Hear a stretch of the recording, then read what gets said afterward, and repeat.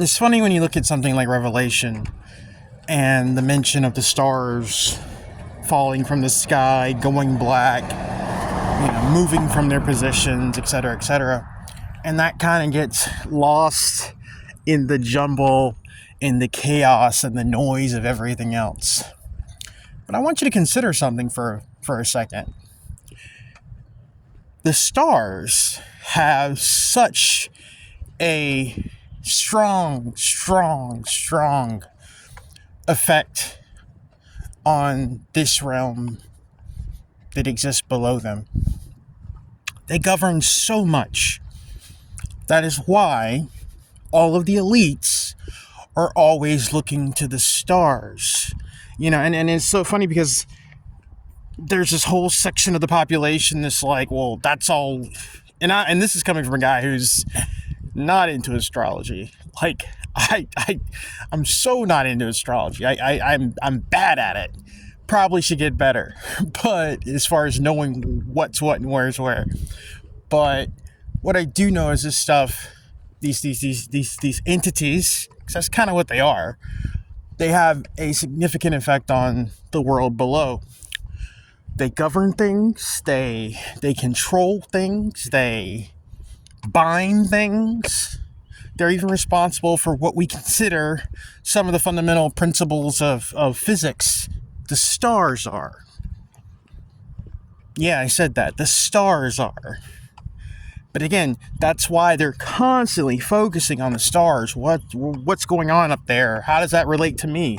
Because it all does. So, the question I present to you is, if the stars in fact have that much sway on this reality, and suddenly they start changing positions and or just falling the fuck out of the sky, what does that mean for the reality below?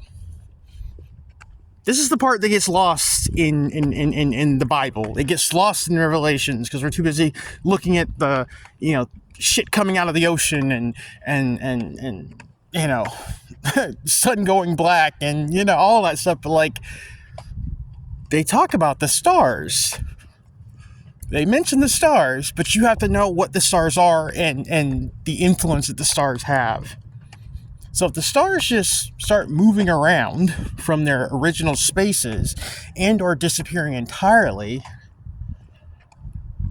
all bets are off down below, man. All bets are off down below. It's funny, if you read Lovecraft, and at this point, in my own humble opinion, I consider Lovecraft less of a writer and more of like a weird, creepy, dark prophet as far as what he was actually putting down, because in my opinion, 90% of what he was writing was accurate. And what he talked about was these old ones, which I've kind of deduced at this point were basically like the Titans. But, he has this really dark pantheon of, chaotic space deities that, for the most part, a lot of them made the excursion to Earth but are no longer active. They're in a state of hibernation, as it were, because they don't die.